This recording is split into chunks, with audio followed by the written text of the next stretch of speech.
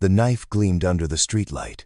3 men, 1 woman, and me, frozen a block away with groceries in one hand and my daughter's hand in the other. I should have kept walking, that's what most people do. But when I heard her scream echo through that alley, something inside me snapped back to life. Something I thought I'd buried years ago when I stopped believing the world could be saved one person at a time. That night, I didn't know I was rescuing Zoe Lewis, the CEO, whose face had been on every business magazine for the past decade. I just saw someone who needed help. What I didn't expect was that pulling her out of that darkness would pull me out of mine. That saving her life would somehow save what was left of ours. Before we jump back in, tell us where you're tuning in from, and if this story touches you, make sure you're subscribed because tomorrow, I've saved something extra special for you. The rain hit Seattle harder than the weather report promised. Not the gentle mist everyone jokes about, but the kind of downpour that turns sidewalks into rivers and makes you question every decision that led you outside. I had Sophie buckled into her raincoat, the purple one with the dinosaur hood, and we were hauling 2 bags of groceries from the corner market on Ashford Street. Taking the alley behind Morrison Plaza was supposed to cut 5 minutes off our walk. Sophie was in the middle of explaining why her teacher, Mr. Rodriguez, was actually a secret superhero because he could solve any math problem in under 10 seconds. I was half listening, half focused on not dropping the eggs, when I heard it. A scream, sharp and desperate, the kind that cuts through rain and traffic and every excuse your brain tries to manufacture about why it's not your problem. I stopped dead. Sophie's hand tightened around mine. "What was that?" she whispered. I set the grocery bags down against the brick wall, my heart already shifting into a rhythm I recognized from years ago. Before the accident. Before I became the guy who fixed washing machines instead of saving lives. "Stay right here, Sophie. Don't move. Hold Mr. Patches and count to 100, okay?" She clutched her stuffed elephant closer, eyes wide but trusting. "Okay, Daddy." I moved toward the sound. The alley branched off into a narrower passage behind the old Hartley building, where the streetlights didn't quite reach. 3 shapes materialized in the rain-soaked darkness. 2 men standing, 1 woman on the ground, her back pressed against a dumpster. "Please," she was saying, voice shaking. "Just take the bag, take everything, please." One of the men lunged forward and grabbed her wrist. She cried out. That's when my body remembered what my mind had been trying to forget. Every self-defense drill, every simulation, every principle they drilled into us about staying calm when everyone else is losing it. Let her go. My voice came out steady, louder than I expected. All 3 of them turned. The 2 men were young, maybe early 20s, wearing dark hoodies, pulled low. One had a knife, small but visible in the dim light from a distant street lamp. The woman on the ground was dressed in what used to be an expensive charcoal suit, now soaked and smeared with mud. "Walk away, old man," the one with the knife said. "This doesn't concern you." "I'm asking nicely," I said, taking a step forward. "Step away from her, now." The second mugger, bulkier than his friend, started toward me. "You want to be a hero? Bad night for it." I didn't move, didn't raise my voice. Just stood there, hands loose at my sides, weight balanced. I've learned something over the years. Most people who want to hurt someone are looking for fear. When they don't find it, they recalculate. The big one got within arm's reach. I could smell cigarettes and cheap cologne. He shoved my shoulder, testing. I still didn't move. Something changed in his eyes. Doubt, maybe. Or just the realization that, whatever he expected, I wasn't giving it to him. He glanced back at his partner with the knife. "Man, forget this," the second one muttered. "Not worth it." The one with the knife hesitated, then spat on the ground. "Your funeral, if you follow us." They backed away, slow at first, then faster, disappearing into the maze of alleys that connected this part of Ashford District. I waited until their footsteps faded completely before I moved. The woman was shaking, arms wrapped around herself, a leather laptop bag clutched to her chest like armor. Her ankle was twisted at an angle that made me wince. "You're safe now," I said, kneeling beside her. "They're gone." She looked up at me, rain streaming down her face, mixing with tears. Her eyes were sharp and intelligent despite the fear. "I can't stand my ankle. I can see that. Do you need me to call someone? Ambulance? Police?" "No." The word came out too fast, too panicked. She caught herself, softened her tone. "No police. Please. I just need to get out of here." There was a story there, but I didn't push. Sometimes people have reasons for the things they ask. "All right," I said quietly. "I'm going to help you up. This might hurt." She nodded, bracing herself. When I lifted her, she was lighter than I expected, but the pain still made her gasp. She leaned heavily against me, favoring the injured foot. "Thank you," she whispered. "You didn't have to do that." "Yeah," I said. "I did." We made our way back to where Sophie waited, exactly where I'd left her, counting under her breath with Mr. Patches pressed to her chest. When she saw us, her eyes went huge. "Daddy, is the lady okay?" "She's hurt, sweetheart. We're going to help her get somewhere warm and dry." Sophie studied the woman with that serious, evaluating look kids get when they're trying to understand adult problems. "You can come to our house. Daddy makes really good hot chocolate." The woman's lips trembled into something almost like a smile. "That sounds perfect." I retrieved the grocery bags with my free hand, the woman leaning on my other side, and we started the slow journey to my apartment building 6 blocks away. The Belmont Arms wasn't much to look at, a 6-story brick structure that had seen better decades, but it was home. The elevator was broken, as usual. I carried the groceries and supported the woman up 4 flights of stairs, her breathing labored and uneven. Sophie led the way, holding Mr. Patches like a tiny guide leading refugees to safety. By the time we reached apartment 4C, my arms were burning and the woman's face had gone pale. I unlocked the door and helped her to the couch, a second-hand thing with questionable springs but clean cushions. She sank into it like she'd been walking for days. Sophie disappeared into her room and returned with her favorite blanket, the one with stars and moons, and draped it carefully over the woman's shoulders. "There," Sophie said. "Now you won't be cold." The woman's eyes filled with tears again, but this time they were different, softer. "Thank you, sweetheart. What's your name?" "Sophie Newman." "I'm 7.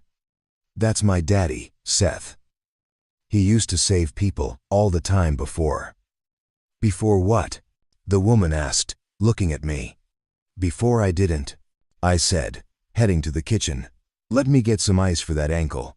While I wrapped ice in a clean towel, I caught a glimpse of her through the doorway. She was looking around the apartment, taking in the mismatched furniture, Sophie's drawings taped to the walls, the stack of repair manuals on the coffee table. Her gaze lingered on a photo on the shelf.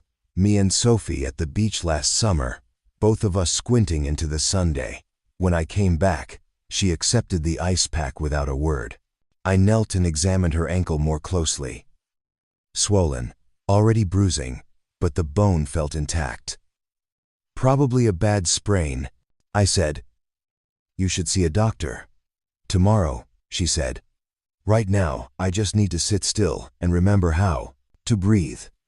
Sophie climbed onto the couch beside her, careful not to jostle the injured foot. "What's your name?" The woman hesitated, just for a second. "Zoe." "My name is Zoe Lewis." I recognized it instantly.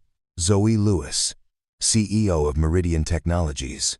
The woman who'd been on the cover of Fortune magazine 3 months ago. The corporate genius who'd taken a failing software company and turned it into a billion-dollar empire. I didn't say anything. Didn't let my face show recognition. Whatever brought her to that alley, whatever made her afraid to call the police, she clearly didn't want to be that person right now. "Nice to meet you, Zoe," I said simply. "You're safe here. Rest as long as you need." She looked at me then, really looked like she was trying to figure out if I meant it. Then she nodded, pulling Sophie's blanket tighter around her shoulders. "Thank you. Seth, she whispered. Outside, the rain continued its assault on Seattle, but inside apartment 4C, something had shifted. A line had been crossed. 3 strangers brought together by chance and violence, and a choice to not look away.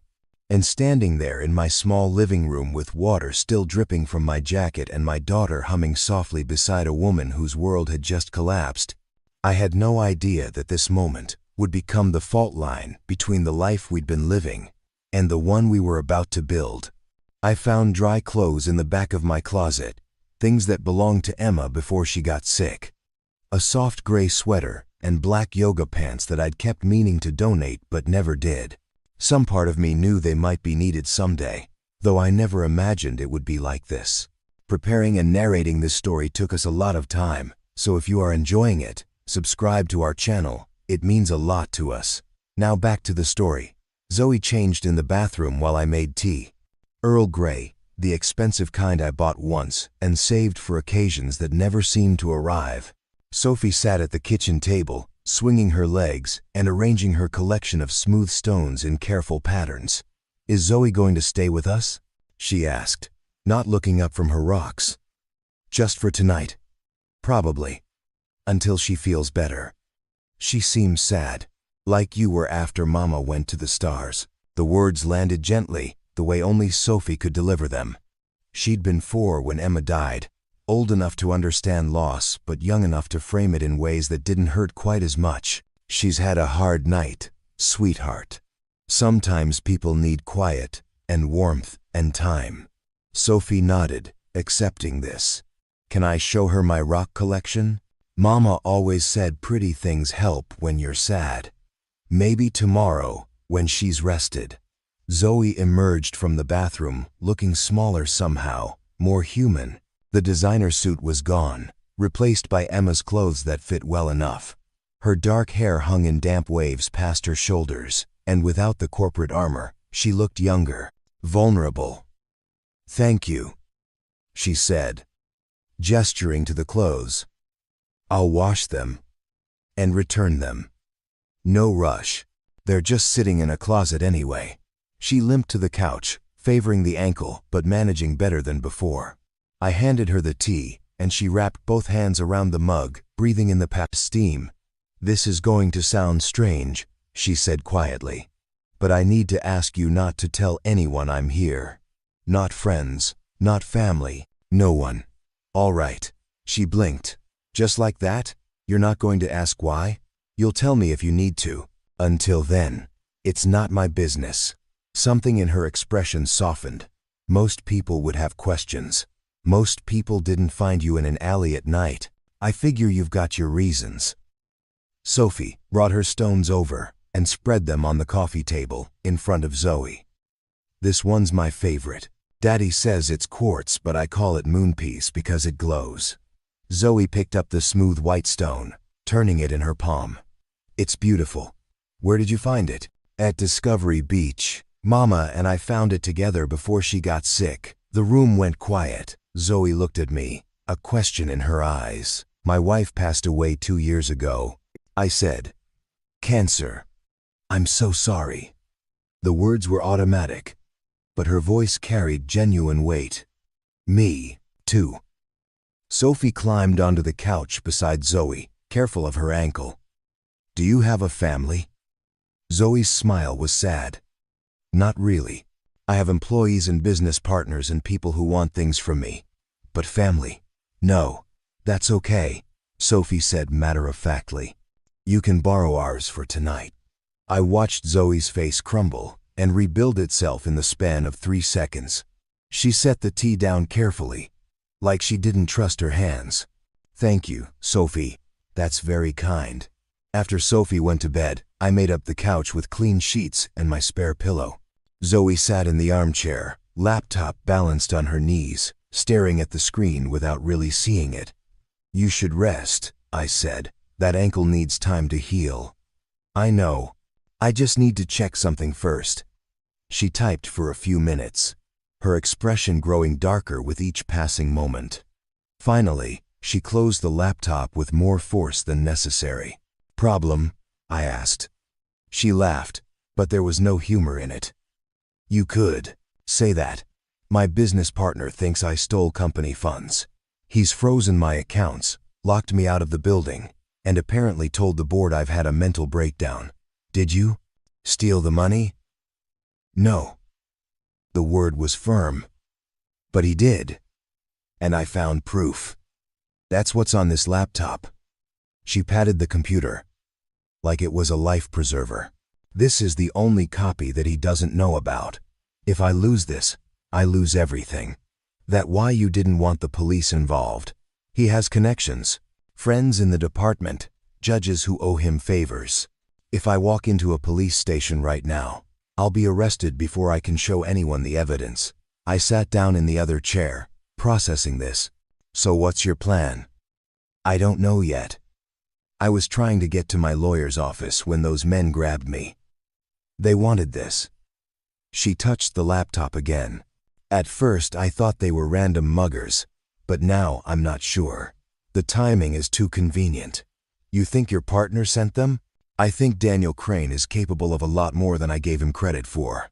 And I think I was naive to believe that success and ethics could coexist in the same company. There was a story there, layers of betrayal and broken trust. But I could see the exhaustion pulling at her, dark circles under her eyes, shoulders slumped, the way she kept rubbing her temples. Get some sleep, I said. Tomorrow, you can figure out your next move. Tonight, you're safe here. Why are you helping me? She asked. You don't know me. I could be lying about everything. Could be, but I don't think you are. How do you know? I thought about it, because liars don't cry when a 7-year-old offers them a blanket, and they don't thank someone 6 times for tea. She smiled at that, a real smile that changed her whole face. I've said thank you 6 times? At least. Might be 7 now. She laughed, soft and tired. Thank you. That's 8. I turned off the lamp, leaving only the kitchen light on for navigation.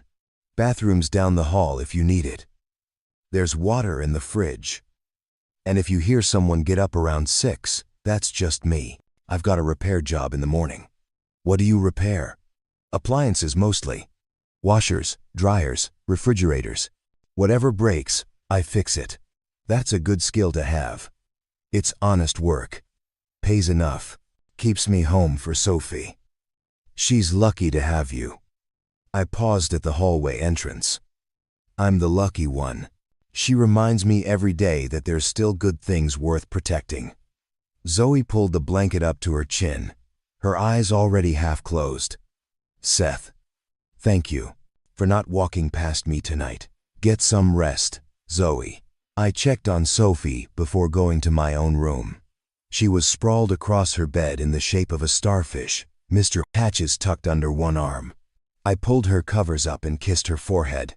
In my room, I sat on the edge of the bed and looked at the photo on my nightstand. Emma, smiling, holding newborn Sophie. 3 years before the diagnosis. 4 years before the end. I don't know what I'm doing, I whispered to the photo. But she needed help. And you always said that's what we're supposed to do. The photo didn't answer, but I hadn't expected it to. I lay back and stared at the ceiling, listening to the rain finally slow to a gentle patter. Somewhere in my living room, a woman I'd met 3 hours ago was sleeping on my couch with evidence of corporate fraud on her laptop and fear in her eyes. Tomorrow, she'd probably be gone, back to her world of boardrooms and billion-dollar decisions. But tonight, she was just Zoe. Someone who needed help. Someone who'd been kind to my daughter and honest about being lost. And somehow, in helping her, I'd felt something I hadn't felt in 2 years. Purpose. The sense that maybe I wasn't done being useful yet. That maybe there was still room in this small life for something bigger than routine and survival. I fell asleep to the sound of rain and the quiet knowledge that nothing would be quite the same after this. The morning came soft and gray. Seattle's typical autumn light filtering through the curtains like a whisper. I woke at 5:30 out of habit, made coffee in the old percolator that sounded like a small engine, and started breakfast before I remembered I had a guest. Zoe was still asleep on the couch, curled on her side, one arm draped over the laptop like even in sleep she couldn't let it go. The bruising on her ankle had bloomed into deep purple and yellow, angry but survivable. I moved quietly, pulling out eggs and bread, butter from the fridge. The refrigerator door squeaked, a sound I'd been meaning to fix for 6 months, and Zoe stirred. "Sorry," I said. "Didn't mean to wake you." She sat up slowly, wincing as she adjusted her position. "What time is it?" "Just past 6. I've got a repair job at 7:30. But there's no rush. Take your time." She rubbed her eyes, looking around the apartment like she needed to remember where she was. "I should go. I've already imposed too much. On that ankle, you're not going anywhere for at least a day or 2. I can't just stay here." "Why not? You got somewhere better to be?" She opened her mouth to argue, then closed it. We both knew the answer. "At least have breakfast," I said. "Then we'll figure out the rest." She limped to the kitchen table, moving better than last night but still favoring the injury. I scrambled eggs with cheese the way Emma used to make them, crispy at the edges, soft in the middle, toast with butter. Nothing fancy, but it was warm and real. Sophie emerged from her room in dinosaur pajamas, hair pointing in 17 directions, carrying Mr. Patches and a drawing she'd apparently been working on. "Morning, sleepyhead," I said. She climbed into her chair and studied Zoe with that serious, evaluating expression. "Your ankle looks like the sunset, purple and yellow and orange." Zoe glanced down. "I suppose it does. Does it hurt a lot?" "A bit, but I've had worse." Sophie nodded like this was acceptable. "Daddy's really good at fixing hurt things. He fixed my knee when I fell off the swings, and he fixed Mr. Patches when his trunk came loose." She held up the stuffed elephant to demonstrate his securely attached trunk. "Your daddy seems good at fixing all kinds of things," Zoe said, glancing at me. I set plates in front of them both. "Eat before it gets cold." We ate in comfortable silence, the kind that happens when people are too tired or too hungry to maintain conversation. Sophie finished first and presented her drawing to Zoe. "I made this for you. It's you and me and Daddy at Discovery Beach. See? That's the ocean. And those are the rocks. And that's Mr. Patches, because he likes adventures." The drawing showed 3 stick figures and 1 elephant on a shore, dotted with stones. The sky was filled with stars, even though it was clearly daytime. "The stars are there because Mama lives in them," Sophie explained. "So she can be in every picture." Zoe held the paper with both hands, studying it like it was a masterpiece. "This is the most beautiful thing anyone's given me in a very long time. You can keep it. I make lots of pictures." After Sophie went to brush her teeth, Zoe helped me clear the table. She moved carefully, testing the ankle, learning its limits. "You don't have to do that," I said. "You're injured. I need to do something. I'm not good at sitting still." We worked side by side, me washing, her drying with a dish towel that had seen better days. The domestic rhythm felt strange and natural at the same time. "Can I ask you something?" she said after a while. "Sure." "Sophie said you used to save people. What did you do?" "Before this?" I rinsed a plate carefully. "I was a paramedic. Worked with the fire department for 8 years. Why'd you stop?" "There was a call. House fire. We got there fast, got the parents out, but there was a little boy still inside. I went back in." I paused, the memory playing in my head like worn footage. "I found him. Got him out. But the smoke damage was too severe. He died 3 days later in the hospital. That wasn't your fault." "Maybe not. But I kept thinking about all the calls where I did everything right and people still died. All the times I came home and couldn't shake the weight of it. Emma was pregnant with Sophie, and I realized I couldn't be the father she needed if I was always carrying that darkness. I set the last plate in the rack. So I quit, took classes in appliance repair. Started fixing machines instead of people. Machines don't die when you can't save them. Zoe was quiet for a pertimans. 2.com. Zoe was quiet for a pertiman moment. Do you regret it? Sometimes. But then I see Sophie, and I know I made the right choice. She got a father who's present, who doesn't wake up at 3 in the morning seeing faces he couldn't save. Until last night, I looked at her. Last night was different. Last night was a choice, not an obligation. She nodded slowly, understanding something unspoken. Thank you for making that choice. Sophie reappeared, now dressed in jeans and a shirt with a cartoon octopus. Daddy, can Zoe come to school pick up with us today? I want to show my friend Hannah that we have a visitor. Zoe might need to rest today, sweetheart. Actually, Zoe said, if you don't mind, I'd like to come. I've been stuck in boardrooms and conference calls for so long. I think a school pickup sounds perfect, Sophie beamed. Okay, but we have to leave at 3:15 exactly because Mrs. Patterson doesn't like it when parents are late. The morning settled into routine. I left for my repair job, a broken washing machine in Pinehurst Heights, and returned by early afternoon. Zoe had spent the time working on her laptop, drinking the coffee I'd left, and apparently teaching herself how to braid hair using tutorial videos. When I walked in, she was sitting on the couch with Sophie, practicing French braids on her daughter's hair. Look, Daddy, Zoe's making me fancy. I see that. Looks good. Zoe's hands were steady, methodical, weaving Sophie's hair with surprising skill. I never had anyone to practice on. This is harder than hostile takeovers.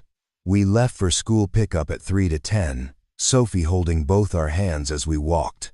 The rain had cleared, leaving everything bright and washed clean.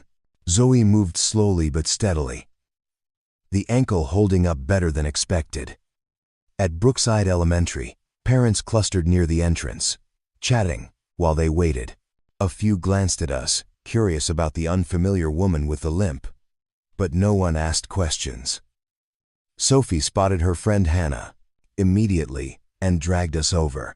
Hannah, this is Zoe. She's staying with us because she got hurt and Daddy rescued her. Hannah, a gap-toothed girl with red hair, looked impressed. Cool.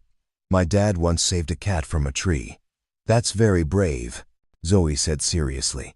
Cats can be dangerous.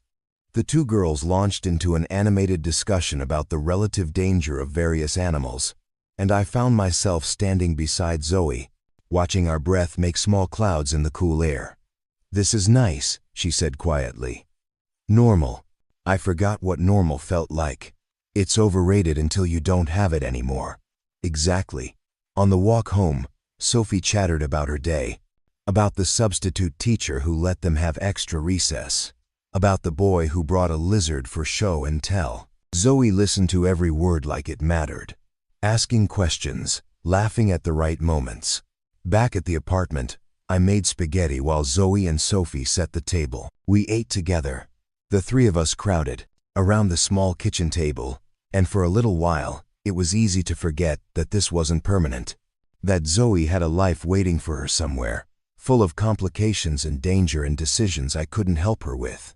After dinner, while Sophie watched cartoons, Zoe and I sat on the balcony. It was small, barely room for 2 chairs, but it overlooked the street and caught the last light of the day. I need to make a decision, she said. I can't hide here forever. No, but you can hide here until you're ready. She smiled. You're very patient with me. You're very easy to be patient with. Daniel will be looking for me. Once he realizes I'm not coming back to negotiate, he'll escalate. What are your options? Go to the media, go to the police, or go directly to the board with the evidence. All risky. All potentially disastrous. What does your gut say? She looked surprised. My gut? Yeah. Not your business brain, not your legal strategy. What does your gut tell you? She was quiet for a long time, watching the streetlights flicker on. That I'm tired of fighting alone. That I've spent 10 years building something I thought mattered. And somewhere along the way I forgot why it mattered. That maybe losing everything wouldn't be the worst thing if it meant getting myself back. That's a good gut. She laughed, soft and tired. Is it? Best kind, the one that's honest. We sat in comfortable silence as the evening deepened. Inside, I could hear Sophie singing along to her cartoons, off-key and enthusiastic. She's wonderful, Zoe said. You've raised an incredible person. I'm just trying not to mess it up too badly. You're doing better than just not messing up. She's confident and kind and curious. That doesn't happen by accident. Emma deserves the credit. She set the foundation before she left. And you built on it. Don't sell yourself short, Seth. Something in the way she said my name made me look at her. Really look. She was staring out, at the street, but I could see the profile of her face in the fading light. Strong and soft at the same time. Exhausted but determined. We should get you back inside, I said. That ankle needs rest. In a minute, I just want to sit here a little longer and pretend the world isn't waiting. So, we did. We sat on that small balcony, while the city hummed below us, and Sophie sang inside and the first stars appeared in the darkening sky. And for the first time since Emma died, I felt something shift inside me, not healing exactly, more like the recognition that healing was possible, that maybe I'd been living in a smaller version of life than I needed to, that there was room for more than just routine and survival. I didn't know what would happen tomorrow. Didn't know if Zoe would stay or go, if her problems would become ours, if this fragile peace would last beyond tonight. But I knew that for right now, in this moment, 3 people who'd been strangers 3 days ago had become something else. Something that felt like the beginning of a family, even if none of us were ready to say it out loud yet. By Thursday morning, Zoe had been with us for 5 days. The ankle was healing, the bruises fading to green and yellow, and she'd stopped apologizing every time she existed in our space. Sophie had decided that Zoe needed to learn important life skills, which apparently meant teaching her how to make pancakes without burning them and explaining the complex social hierarchy of 2nd grade. Hannah sits with me at lunch because we both like purple, Sophie explained while mixing batter. But Madison thinks purple is babyish, so she sits with the girls who like pink. That sounds complicated, Zoe said, whisking with determination. It is. You have to know who likes what, or you'll sit at the wrong table. I watched them from the doorway, coffee in hand, trying not to smile. Zoe had thrown on one of my old flannel shirts over her borrowed clothes, sleeves rolled up, hair pulled back in a messy bun. She looked nothing like the woman from the magazine covers. How's the batter? I asked. Lumpy, Zoe said. Is it supposed to be lumpy? Little lumps are good. Means you didn't overmix. Sophie peered into the bowl with scientific interest. I think it needs more milk. When it's too thick, the pancakes taste like sponges. How do you know what sponges taste like? Zoe asked. I don't, but I imagine they taste like thick pancakes. Zoe laughed, the sound filling the kitchen in a way that made the space feel bigger. That's very logical. The first pancake went into the pan with a satisfying sizzle. Sophie stood on her step stool, monitoring it like a tiny supervisor. Wait for the bubbles, she instructed. You have to be patient. I'm not very good at patient, Zoe admitted. Daddy says that's okay. He says some people are like microwaves and some people are like ovens. Both cook food, just different speeds. I choked on my coffee. Did I say that? Last week, when I was upset about my math homework taking forever. Zoe glanced at me, eyes bright with amusement. So which one are you? Apparently I'm an oven. I think I'm a microwave that wants to be an oven, Zoe said thoughtfully. That's called growth, I said. Flip that pancake before it burns. She flipped it, slightly too early, the underside pale but acceptable. The second attempt was better. By the 5th pancake, she'd found her rhythm. We ate at the table, syrup flowing freely, Sophie narrating the entire meal like a food critic. This one's a 7 out of 10, Better than last time, but not as good as Daddy's. This one though. She held up a perfectly golden pancake. This one's a 9. You're getting good, Zoe. High praise, I said. I'm very serious about pancakes, Sophie replied. After breakfast, I had 3 repair jobs scheduled. Normally, I'd drop Sophie at the community center's after-school program, but she had the day off for teacher conferences. I can watch her, Zoe offered. If you trust me, Sophie gasped. Can we do art projects? And maybe bake cookies? Zoe hasn't learned cookies yet. I looked at Zoe, saw the hope and nervousness mixed together. You sure? She's a handful when she's in project mode. I think I can handle hostile board meetings and mergers. A creative 7-year-old should be manageable. Famous last words. I muttered, but I was smiling. I left them with art supplies spread across the living room floor and a vague plan involving sugar cookies and glitter. When I returned 4 hours later, the apartment looked like a craft store had exploded. Sophie was covered in paint, wearing a crown made of paper flowers.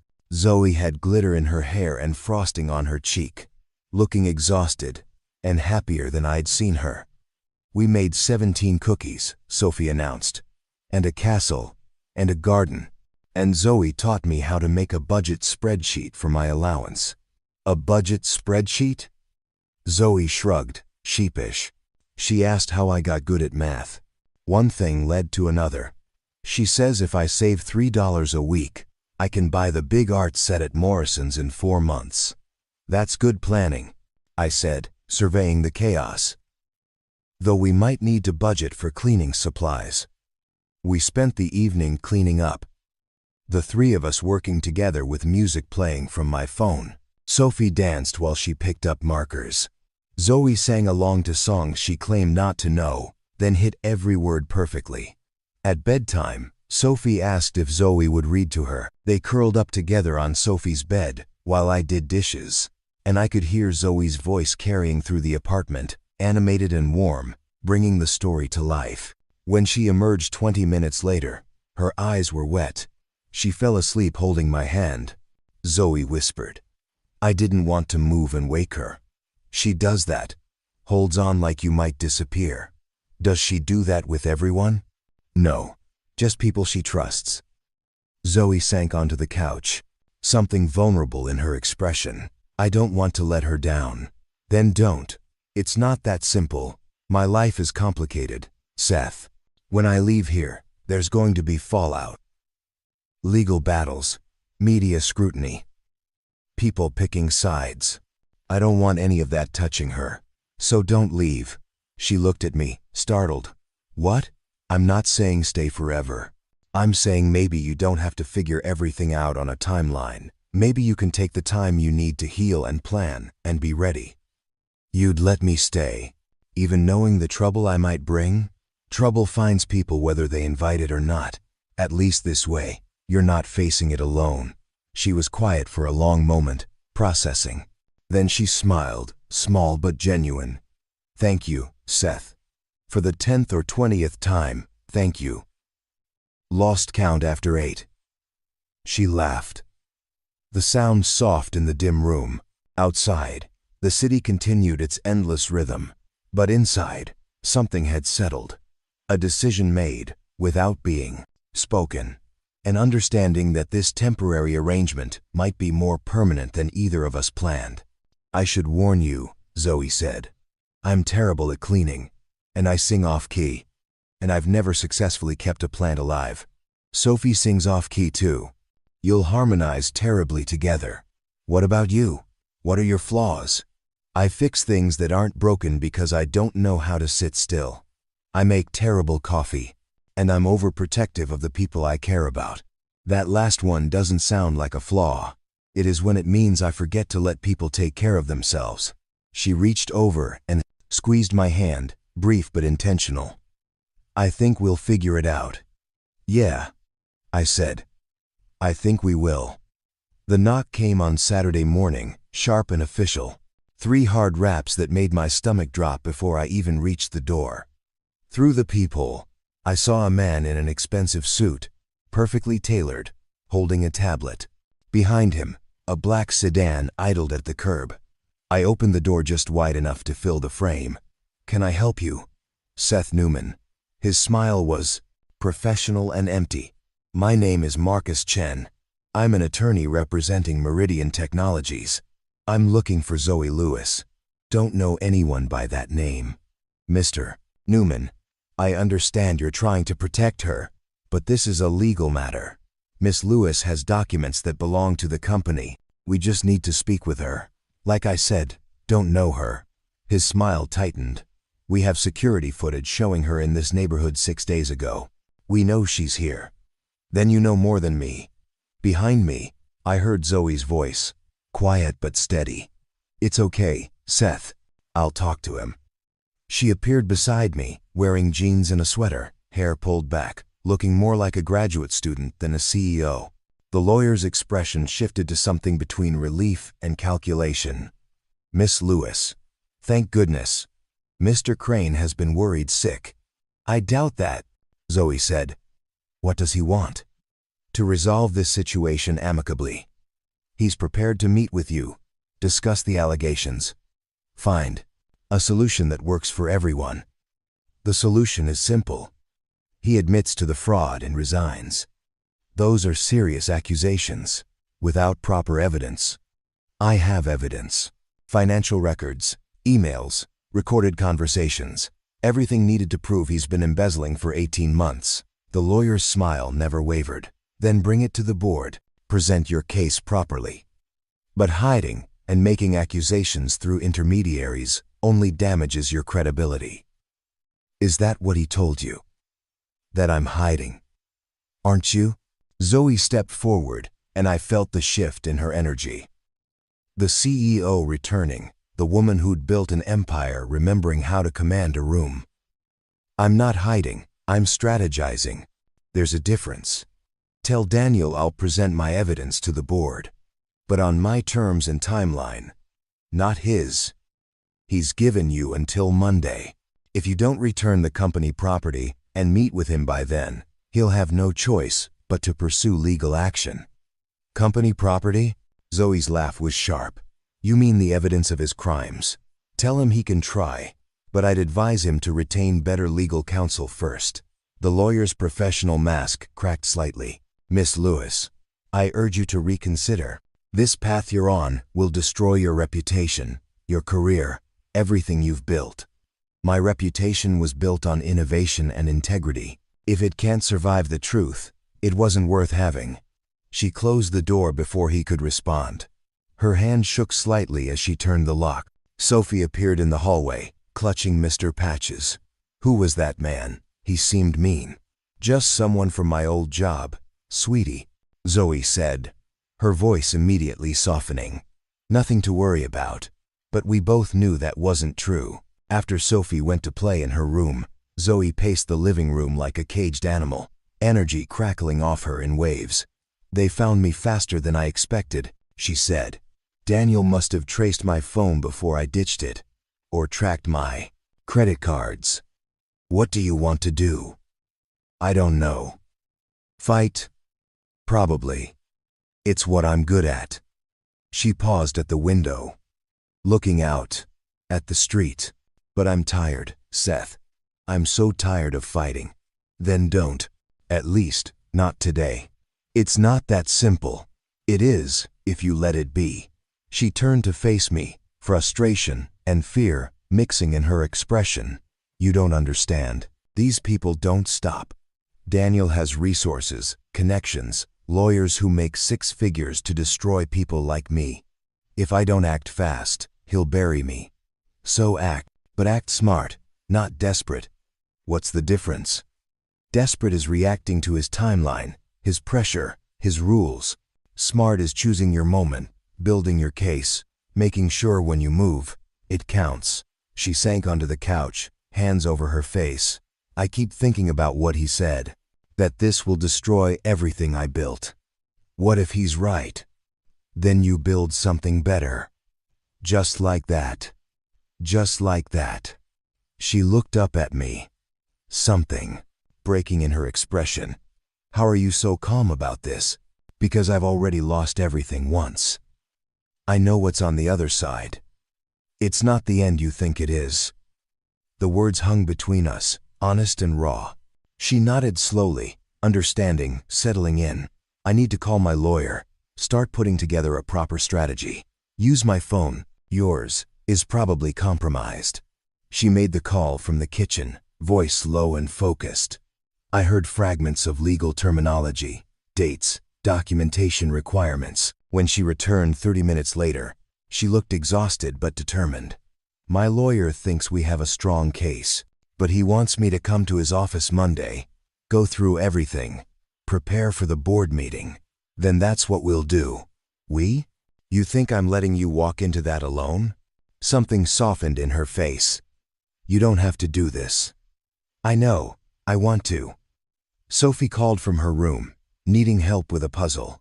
Zoe went to her without hesitation, and I heard them laughing together, the sound pushing back against the tension trying to fill our space. Outside, the black sedan still sat at the curb, watching, waiting, a reminder that the world Zoe came from wasn't done with her yet. But inside these walls, we had something they couldn't take.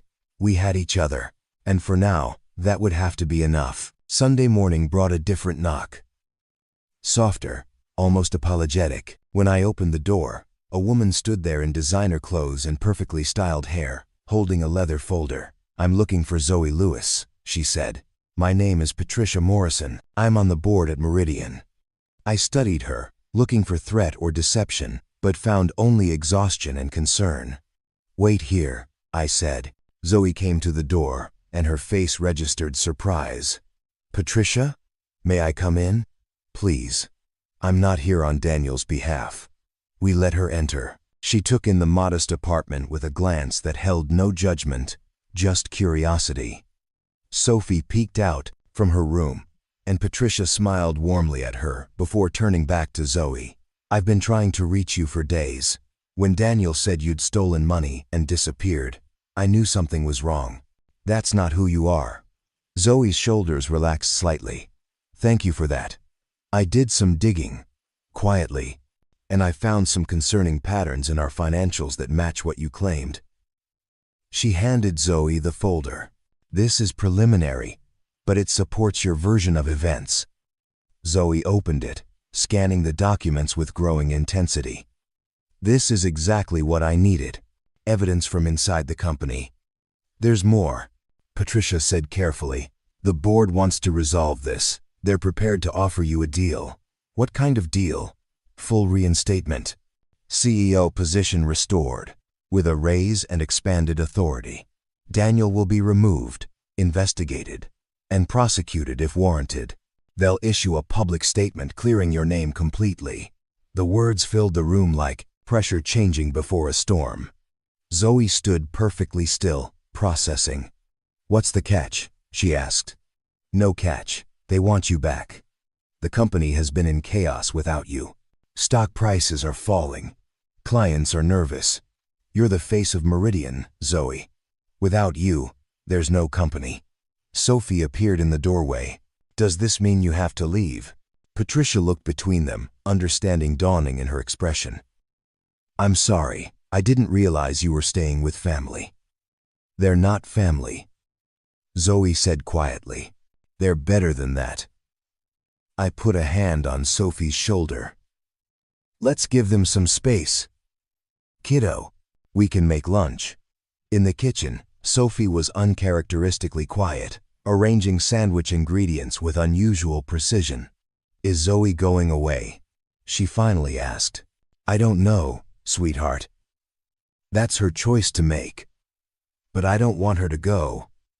She's teaching me about spreadsheets, and she promised we'd make cookies again. I know, but sometimes people have jobs and responsibilities that take them places. Like Mama? When she went to the stars? The question hit harder than it should have. No, baby. Not like that. Zoe wouldn't be gone forever. Just busy. That's still sad. Yeah, I agreed. It is. In the living room, voices rose and fell.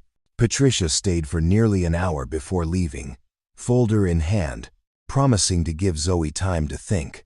When Zoe came into the kitchen, her face was unreadable.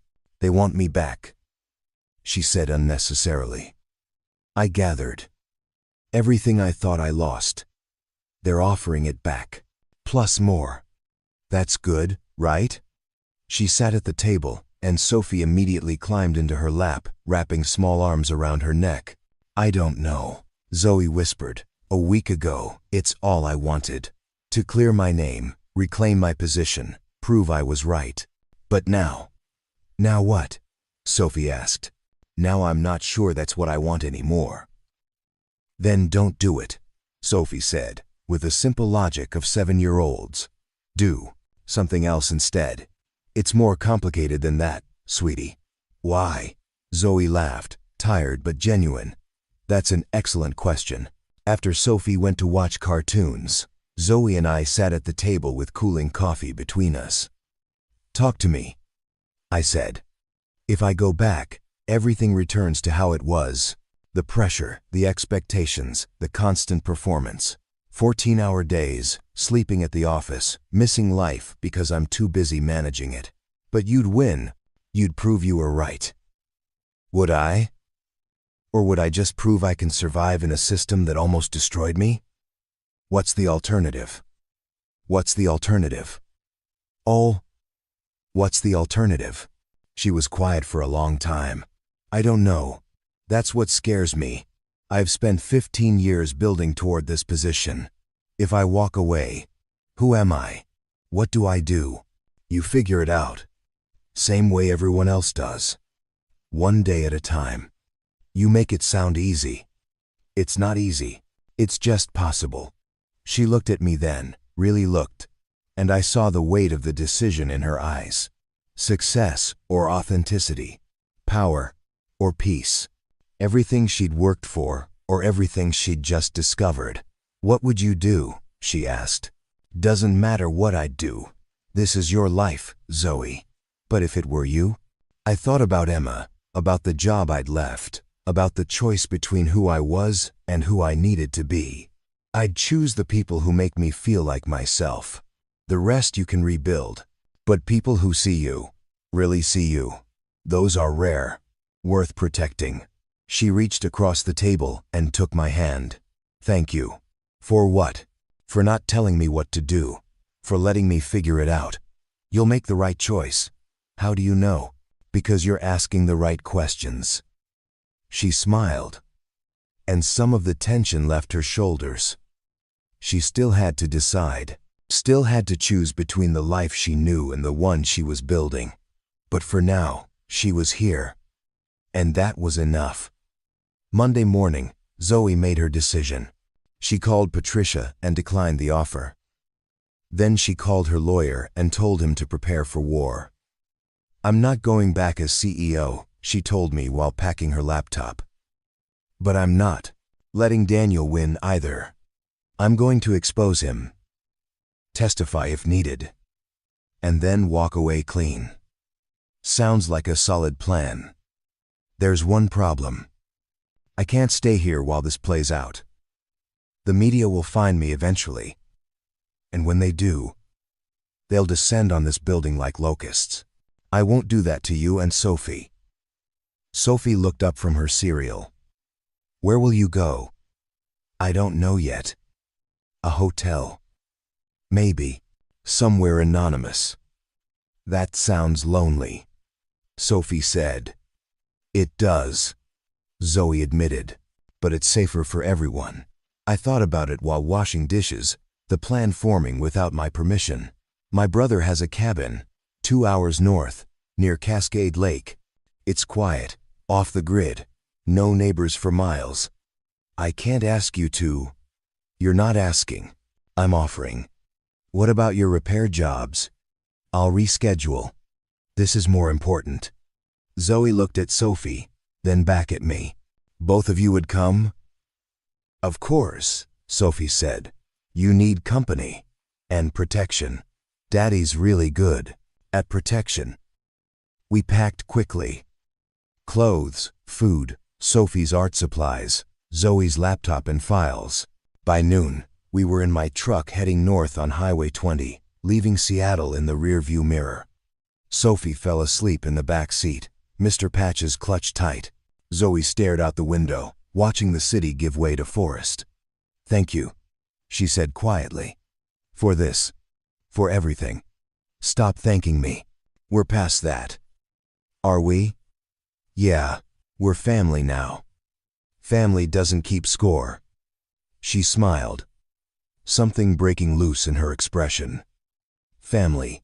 I like that." The cabin appeared after a winding gravel road, a small wooden structure with a stone chimney and wide windows facing the lake. Simple but solid.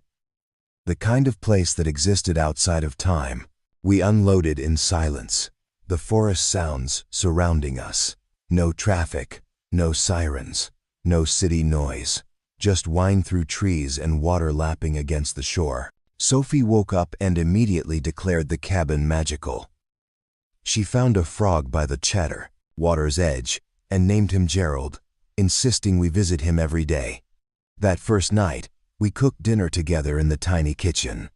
Pasta with vegetables, garlic bread, nothing fancy. We ate on the porch while the sun set over the lake, painting everything gold and pink.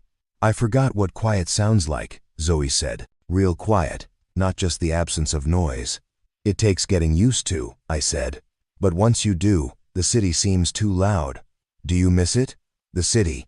Sometimes. But this," I gestured at Sophie chasing fireflies, at the lake reflecting stars. "This is better."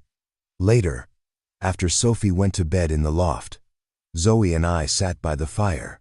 The flames cast moving shadows, and the cabin settled around us with creaks and sighs. "I'm scared," she admitted.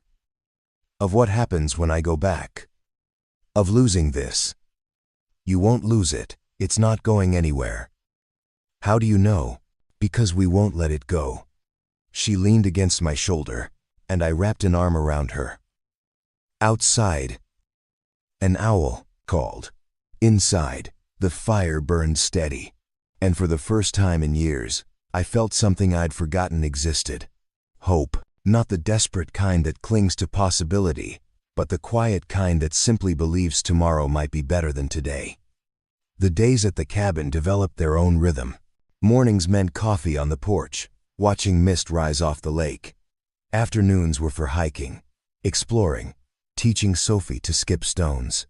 Evenings brought card games and stories and the kind of laughter that comes from nowhere and everywhere at once. On the fourth day, Zoe's ankle was strong enough for a real hike. We took the trail that circled the lake, Sophie leading the way with a walking stick she'd found. Halfway around, we stopped at a clearing overlooking the water. Sophie went to investigate interesting rocks, leaving Zoe and me sitting on a fallen log. "Can I ask you something?" Zoe said. "Always." "How did you survive it?" "Losing your wife?" The question hung between us.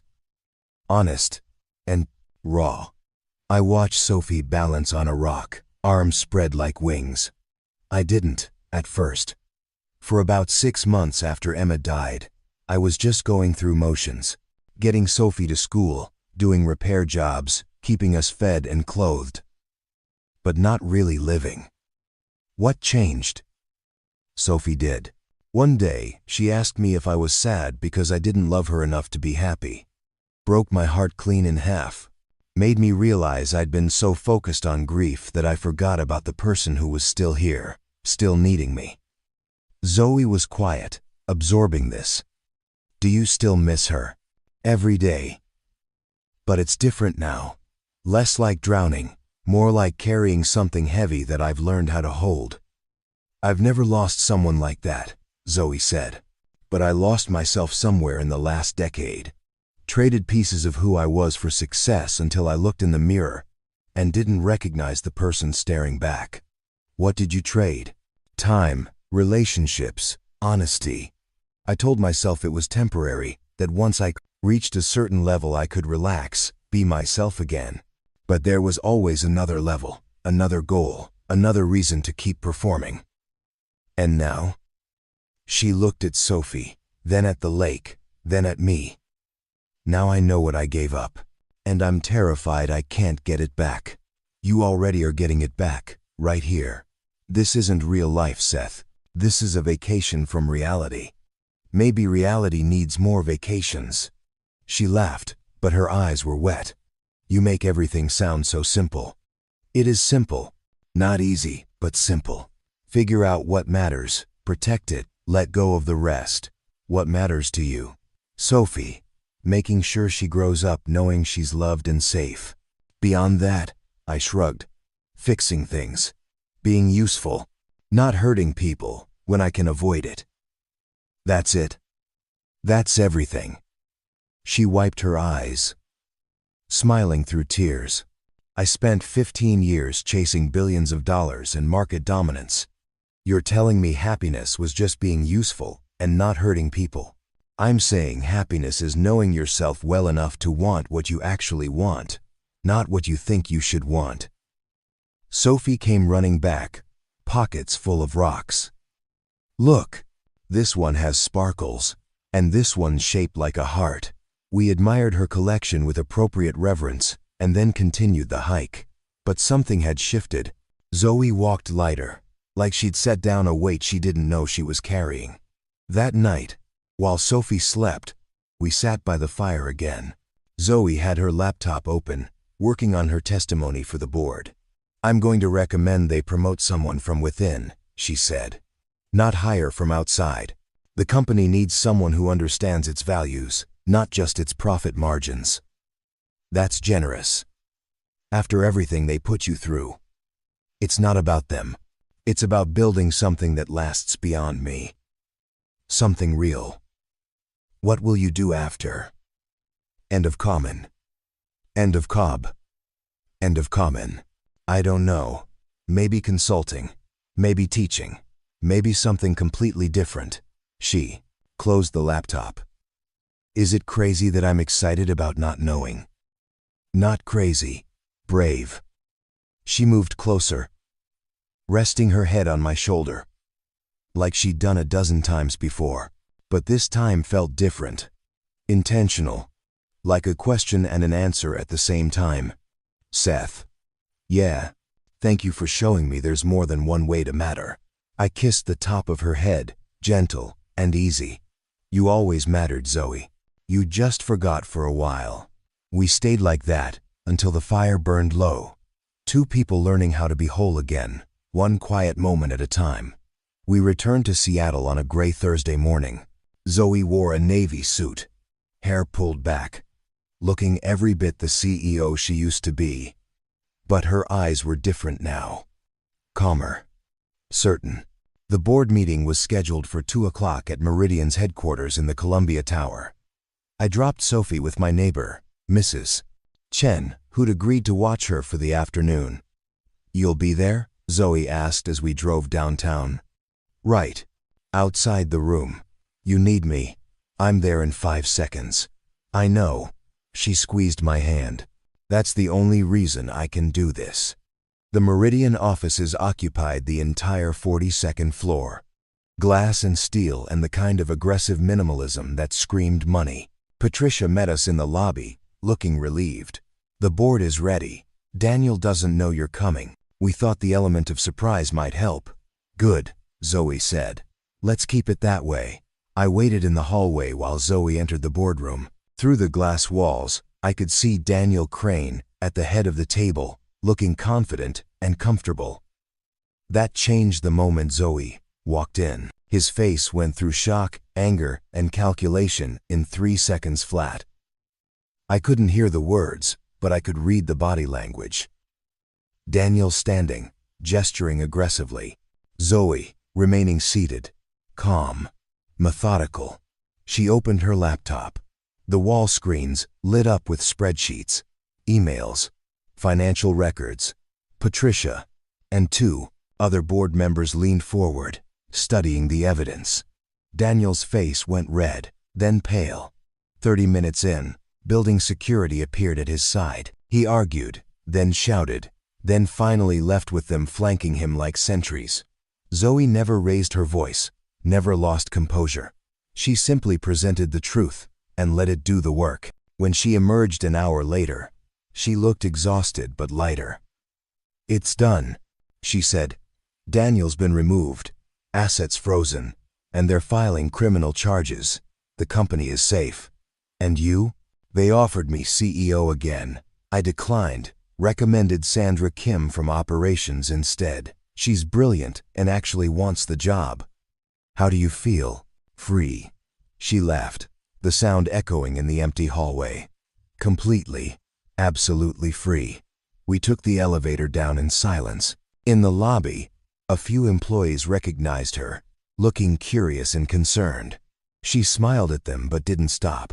Outside, the rain had started again, that familiar Seattle drizzle. Zoe tilted her face up to it, eyes closed, breathing deep. "What now?" I asked. "Now we go home, make dinner, listen to Sophie talk about her day. Be ordinary." Ordinary sounds good. We drove back through afternoon traffic, Zoe's hand in mine, the city flowing past like a river we'd finally learned to navigate. At Mrs. Chen's apartment, Sophie launched herself at Zoe with a shriek of joy. "You're back. Did you win?" "I did, sweetheart. I won." "Good. Because Gerald the Frog misses you. We should visit him this weekend." Zoe looked at me, eyebrows raised. Gerald the Frog, long story, involves the cabin and Sophie's naming conventions. That night, we made spaghetti and played cards, and Sophie beat us both at Go Fish by cheating in the most obvious ways possible. When bedtime came, Sophie insisted Zoe read the story. Later, after Sophie was asleep, Zoe found me on the balcony. "I meant what I said about being free. I know. But I'm also terrified. I've never been without a plan before. Plans are overrated. Wings work better." She smiled, stepping closer. "Is there room in this ordinary life for one more?" "There's always been room. You just had to find it." She kissed me then, soft and sure, and it felt like every good decision I'd ever made leading to this moment. When we pulled apart, she was smiling. "So what does ordinary look like tomorrow?" "Probably fixing Mrs. Patterson's dryer, maybe teaching Sophie fractions, definitely more terrible coffee." "Sounds perfect." And it was. 3 months later, spring arrived with cherry blossoms and longer days. Zoe had settled into our life like she'd always been there. She started consulting for nonprofits, teaching business strategy to organizations that actually helped people. The money was a fraction of what she used to make, but she came home smiling instead of exhausted. Sophie's science project won second place at the district fair. Zoe had helped her build a model showing how water filtration worked. They'd spent weeks on it, laughing over mistakes, celebrating small victories. We planted a garden in the community plot behind our building. Tomatoes, basil, flowers Sophie chose because they were purple. Zoe turned out to have a talent for gardening, nurturing things with patience she never knew she had. On a Saturday in May, we took Sophie to Discovery Beach. She ran ahead, searching for moon pieces, while Zoe and I walked the shoreline. "I got an offer yesterday," Zoe said. "A university wants me to teach a business ethics course." "That's amazing. Are you going to take it?" "I think so. It feels right. Teaching people to build companies without losing themselves in the process." Emma would have loved that. She always said the world needed more ethical billionaires. "I'm not a billionaire anymore." "No, you're something better. You're happy." She smiled, pulling me closer. "I am. For the first time in 15 years, I actually am." Sophie came running back, hands full of rocks. "Look, I found 3 moon pieces. One for each of us." She distributed them solemnly, placing one in each of our palms. The stones were smooth and white, catching the light like promises. "Now we're connected," Sophie announced. "Because we all have pieces of the same moon." That evening, we sat on our balcony, watching the city lights flicker on. Sophie was asleep on the couch, exhausted from the beach. Zoe leaned against me, the moon piece in her pocket, a smile on her face. "Thank you," she said, for rescuing me that night. I think we rescued each other. Fair point. Below us, Seattle hummed with its endless energy, cars and people, and 1,000 stories unfolding simultaneously. But up here, in our small corner of the world, we'd found something rare. A family built not from blood but from choice, from showing up when it mattered, from believing that people deserved second chances and soft landings and love without conditions. What are you thinking about? Zoe asked. That I spent 2 years trying to fix things that were already broken. And then you showed up. And I remembered that some things are worth building from scratch. Like us? Exactly like us.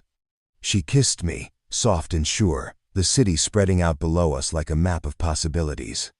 When we pulled apart, she was smiling that smile I'd come to know.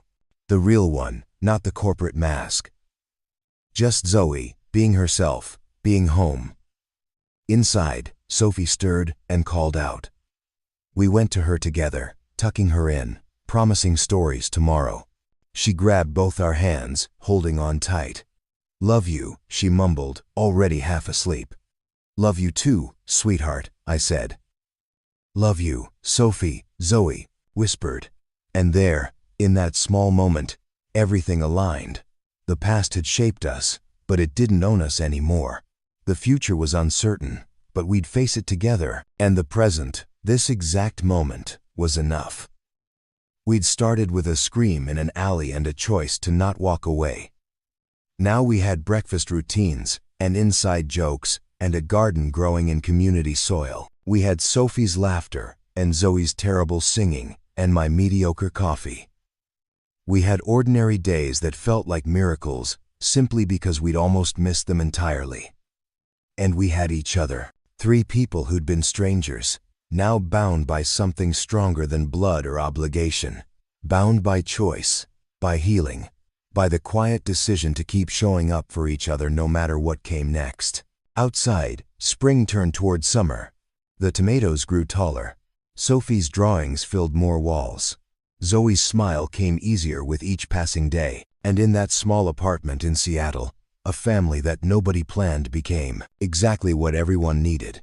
Not perfect, not dramatic, just real. And that, it turned out, was everything. 18 months later, I stood in the backyard of a house I never thought I'd own, watching Sophie teach Zoe how to throw a curveball. The yard wasn't big, but it was ours. 3 bedrooms, a kitchen that actually fit all of us, and windows that caught morning light. You have to snap your wrist, Sophie instructed, demonstrating with exaggerated motion. Like this. See? Zoe tried, the ball wobbling through the air in a path that was definitely not a curve. I think I'm better with spreadsheets than sports. That's okay. Daddy can't do spreadsheets, so you balance out. I laughed from my spot at the grill, flipping burgers that were only slightly burned. I can do basic math. Thank you very much. Adding and subtracting don't count, Sophie called back. Real spreadsheets have formulas. The doorbell rang, and I heard voices in the house. Patricia arrived with her husband, carrying a pie. My brother Tom showed up with his kids, who immediately challenged Sophie to a race around the yard. Mrs. Chen from our old building brought homemade dumplings, refusing to let anyone thank her. Our first real housewarming party. The kind of gathering that felt both overwhelming and exactly right. Zoe appeared at my side, stealing a piece of tomato from the cutting board. She wore jeans and a faded university t-shirt from the ethics course she now taught 3 times a week. Her hair was shorter, her face more relaxed, the permanent tension finally gone from her shoulders. How many people did we invite? She asked. 12. But you know how these things go. I really don't. I've never done this before. Neither have I. We'll figure it out together. She kissed my cheek, then grabbed the plate of finished burgers. Sophie, food's ready. Everyone gathered around the picnic table we'd bought at a yard sale and refinished together. Mismatched chairs, paper plates, nothing fancy. But the laughter was real, the conversation easy, the sense of belonging solid. Patricia cornered Zoe after dinner, asking about her consulting work. Zoe had built a small practice helping startups develop ethical business models, making enough to contribute but not enough to stress about. She seemed happier talking about her 3 current clients than she ever had discussing billion-dollar mergers.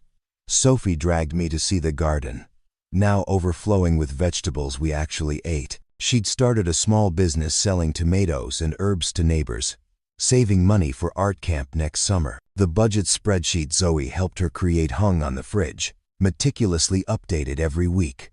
"Daddy," Sophie said, pulling a ripe tomato from the vine, "are you and Zoe going to get married?" The question landed casually, like she was asking about the weather. "Would you want that?" I asked. "Obviously. She's already family. A wedding just makes it official." She handed me the tomato. "Plus I'd get to wear a fancy dress. Hannah says bridesmaids get fancy dresses. You've been planning this, haven't you?" "A little bit. But mostly I just want us to stay together forever. That's what families do." "Yeah. Sweetheart, that's exactly what families do." Later, after everyone left and Sophie crashed on the couch mid-cartoon, Zoe and I cleaned up in comfortable silence. She washed, I dried, moving around each other with practiced ease. "Sophie asked me about marriage today," I said. Zoe's hands stilled in the soapy water. "What did you tell her?" "That families stick together. The rest is just paperwork." She smiled, handing me a plate. "Is that your way of saying you don't care either way?" "That's my way of saying I'm already committed. I don't need a ceremony to prove it. But if you want one, I'm in." "What I want," she said slowly, "is to keep having mornings like this, evenings like tonight, a life that feels real instead of performed. We can do that, married or not." "I know." She turned to face me, hands dripping water. "But I think I'd like the paperwork anyway. Not for show. Just for us. A promise that this isn't temporary. It was never temporary. I know that now. But I'd still like to make it official."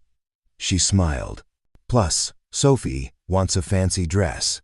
I kissed her, slow and certain, tasting dishwater and promises, and the quiet joy of ordinary moments strung together into something extraordinary. When we pulled apart, she was grinning. "So is that a yes?" "That's a yes." Outside, the garden grew in the dark. Inside, Sophie snored softly on the couch. And here, in this kitchen, in this house, with this woman, I've found what I'd stopped looking for. Not rescue. Not salvation. Just partnership. Love that showed up every day without fanfare, building a life one small choice at a time. We'd started in an alley with a scream and a choice. Now we were here, planning futures and planting gardens and raising a girl who believed family was something you built, not something you were born into. And she was right. The best things always are. Up next, you've got 2 more standout stories right on your screen. If this one hit the mark, you won't want to pass these up. Just click and check them out. And don't forget to subscribe and turn on the notification bell so you don't miss any upload from us.